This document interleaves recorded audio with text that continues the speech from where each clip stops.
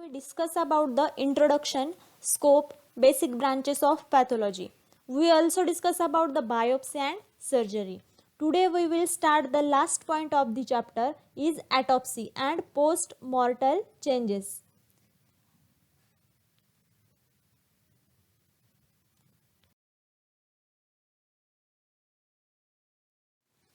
In first lecture I told the post-mortal changes or meaning of autopsy. Autopsy is defined as a examination of dead body to find out cause of death.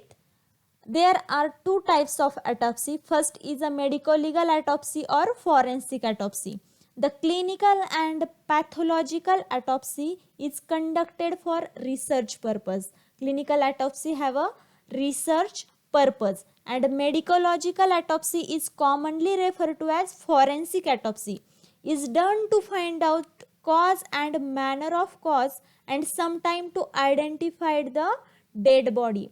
Which purpose is of forensic autopsy is find out the cause of death, cause of manner and sometime identify of the dead body.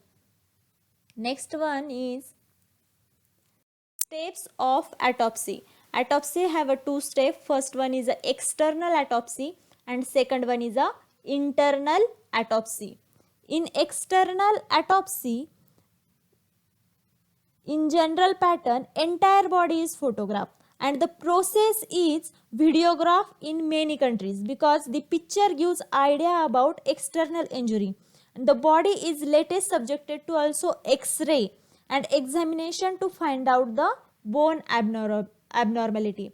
Then second one is internal step. The pathologist then proceed the internal examination.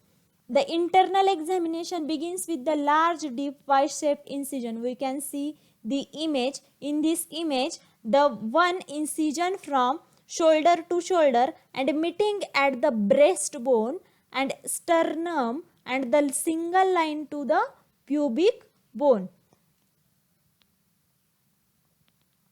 After the Y incision is made, skin peeled back and muscles and soft tissue is detached with scalpel, and this expose the rib cage and with gives the two below rib cage and remove the rib cage, and entire organ is pulled out through the body for detailed examination.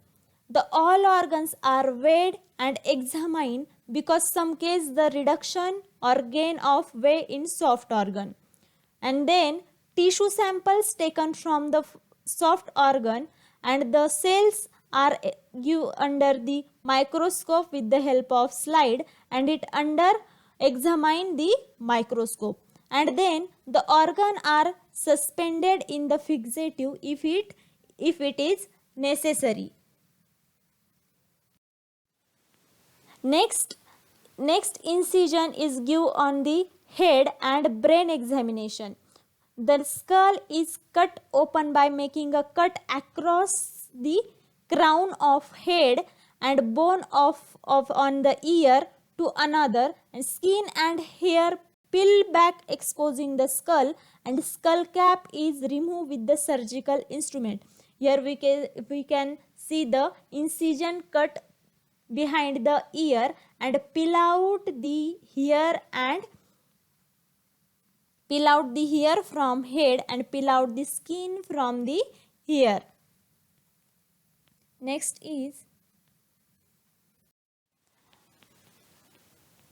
when pathologists done observation, they save the body cavity.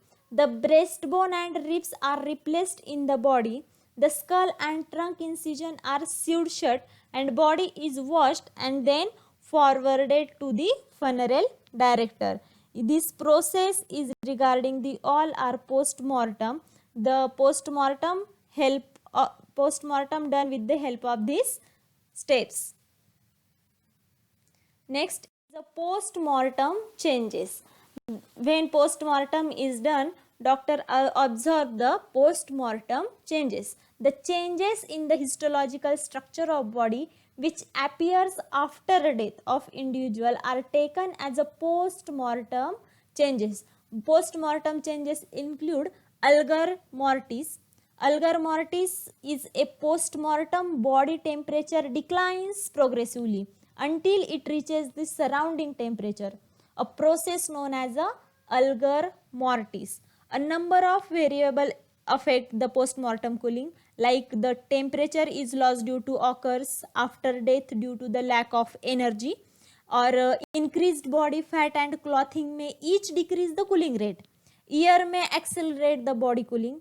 With the help of temperature, why we measure temperature? Because with the help of temperature, pathologists find out the time of death, but the accuracy of the level is not perfect because the skin of the human body cool first and rapidly. Therefore, skin temperature is not useful in determining the temperature decline. Then, most forensic pathologists assess the core temperature of an hourly basis by measuring rectal temperature. Next one is ocular change. Ocular change means eyes change. The eye remain open and a thin film can be seen on the corneal surface within minute after a death.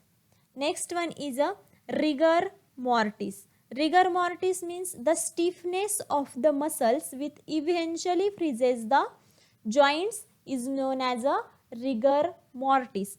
In rigor mortis, the stiffness appears within 30 minutes. Stiffness appears within a 30 minutes of death and it increase progressively to maximum within 12 hours, and it also decline after the 12 hours. The stiffness of muscles or rigor modified of some factors like environmental condition like cold air, hot air, body is an indoor, body is an outdoor. The various facts affects the rigor mortis. Next one is a livor mortis. Livor mortis is a mortis in the pooling of the blood in the body due to gravity and lack of blood of circulation. Here we can see the all bloods are settled down to the gravity and the coloration is purple red. In which next one is cadaveric spasm. Cadaveric spasm is a muscles that were contracted during life become stiff and rigid immediately. We can see the after death the hand muscles are stiffened. Next one is stomach content. Presence of food in the stomach and appearance may be helpful to determine an approximate time of death.